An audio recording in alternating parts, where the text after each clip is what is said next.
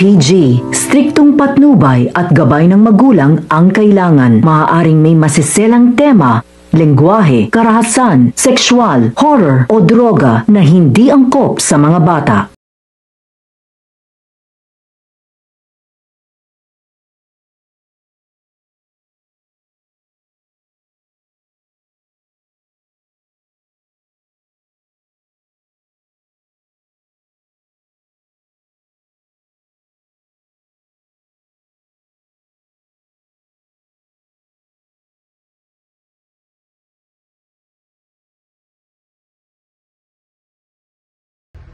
Disclaimer.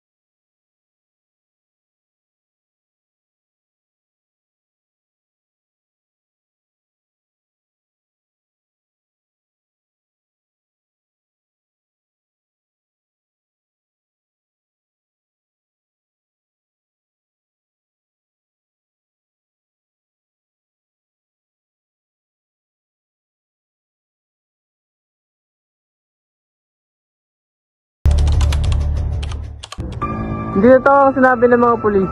Dahil ang nangyari sa araw na yon ay naglalakad ako sa Balinggi Street noong 4 ng tanghali upang mangiram sa aking kaibigan na si Paz Garcia ng pang-welding.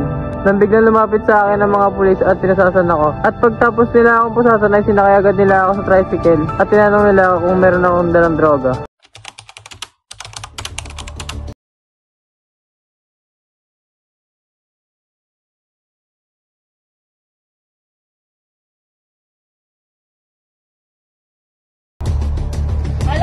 Tayo. Magsimula na ang session sa korte. Parangal na ako kung na namumuno. Wala tayong maaari ng ako. Aprubahan ng korte ang search warrant sa kaso ni Ramon Goco Martinez na nakatulang guilty sa paglabag sa Republic Act 9165, Comprehensive Dangerous Drug Act of 2002. Narito ang abogado ni Ramon Martinez bilang petitioner laban sa mamamayan ng Pilipinas na respondent. Handa na ba ang petitioner? Handa na, Your Honor. Handa ba ang respondent? Handa na, Your Honor. Ng pahayag ng petitioner. Salamat, Your Honor. Ako si Atty. Ramos, kumakatawan para sa convicted na si Ramon Goco Martinez na nakatulang guilty sa paglabag sa Republic Act 9165, Comprehensive Dangerous Drug Act of 2002 matapos siyang mahulihan ng methamphetamine o shabu pagkatapos sa kanyang pag-aresto. Siya ay nasintensyahan ng pagkakakulong na 12 taon at 1 araw minimum at 17 taon at 4 na buwang maximum at may multang 300,000 piso. Bilang mamamayan ng Pilipinas, mayroong karapatan na iakyat sa Supreme Court ang kaso at ihain na tanggalin ng hatol sa katunayang hindi sapat ang dahilan sa proof beyond reasonable doubt dahil sa paglabag na rin sa doctrine of the poisonous tree.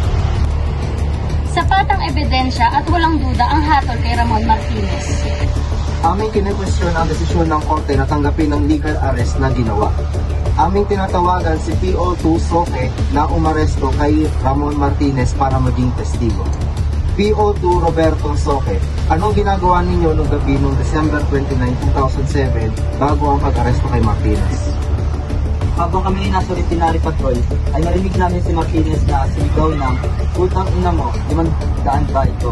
Kung saan tayo lumalabag sa Section 844 ng Life Ordinance of the City of Manila. PO2 Soke, gaano kakalayo sa sitwasyon ng sigawan? Mga 10 metro. Pagkatapos ng pagsigaw ni Martinez, bakit mo siya inaresto? Dahil nakakalabag siya sa Section 844 ng Life Ordinance ng Ciudad de Manila na violation sa alarm standard. Anong oras nangyari ang insidente ng pagsigaw? Ito ay nangyari nagpas 9 p.m. lumalabas sa statement ni PO2 Soke na inaresto niya si Ramon Martinez sa paglabag sa Section 844 Revised Ordinance of the City of Manila.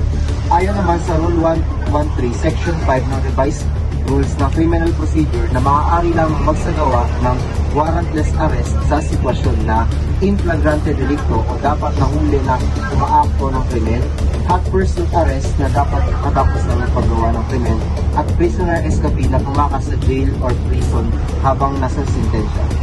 Base sa mga artikulo, ang pagsasabi ng salita na pagmumura ay hindi maituturing na threatening, abusive, at konektado sa komisyon ng krimen. Objection, Your Honor.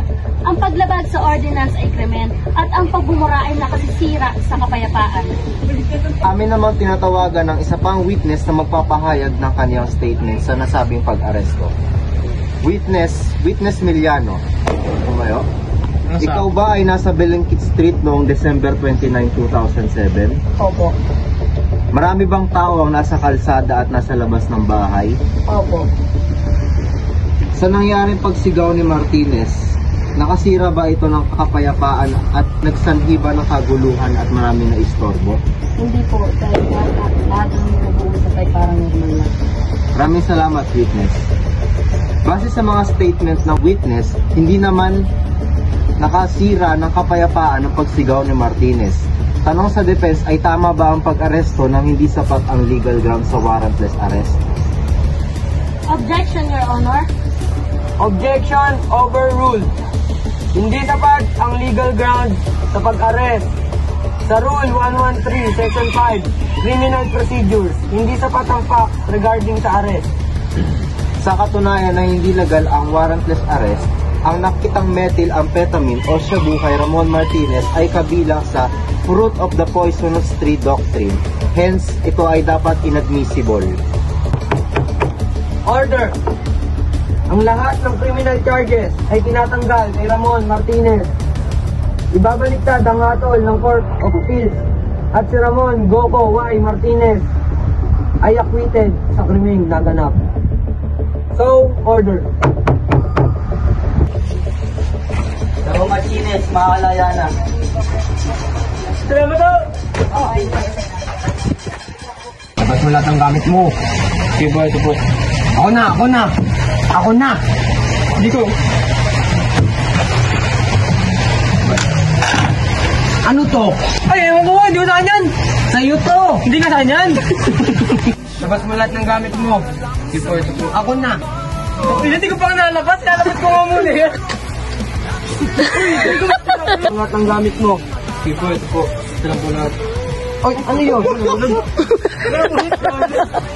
Ano to? Ay, hindi po saan yan. Ewan ko po, ngayon Sa'yo yan. to! Hindi nga saan yan. Nakuha ko sa ano mo. Ano to? Hindi po saan yan. Kasi kayo. Magsisimula na ang session sa